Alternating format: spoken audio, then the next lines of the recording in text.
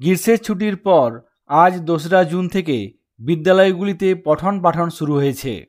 গত 30শে এপ্রিল থেকে শুরু করে 1লা জুন পর্যন্ত গ্রীষ্মের ছুটি দেওয়া হয়েছিল। তীব্র গরমের জন্য বিদ্যালয়গুলিতে কয়েকদিন ছুটি বাড়ানো হলেও আজ 2রা জুন বিদ্যালয়গুলিতে পঠন পাঠন শুরু হয়ে গেছে। ইতিমধ্যেই ডিস্ট্রিক্ট প্রাইমারি স্কুল কাউন্সিলের তরফ থেকে বিদ্যালয়গুলি মর্নিং শিডিউল করার জন্য অর্ডার জারি করা হয়েছে।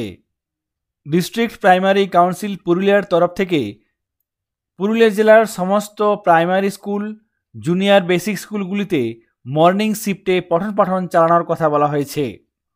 আগামীকাল 23রা জুন থেকে শুরু করে 20 জুন পর্যন্ত পুরুলিয়া জেলার সমস্ত প্রাইমারি স্কুল এবং জুনিয়র বেসিক স্কুলগুলিকে মর্নিং শিফটে চালানোর কথা বলা হয়েছে।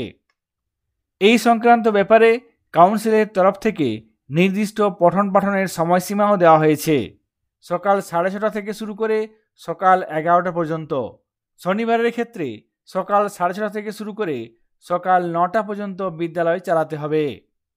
তীব্র গরমের কারণে পুরুলিয়া জেলার সমস্ত প্রাইমারি এবং জুনিয়র বেসিক স্কুলগুলিতে মর্নিং শিফটে বিদ্যালয় চালানোর কথা এখানে বলা হয়েছে।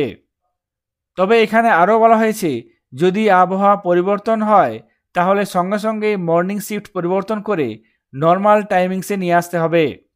আজকে দিনের শেষে কাউন্সিলের তরফ থেকে সমস্ত বিদ্যালয়গুলিকে এই অর্ডার দেওয়া হয়েছে এবং আগামীকাল থেকে মর্নিং শিফটে বিদ্যালয় চালানোর জন্য বলা হয়েছে।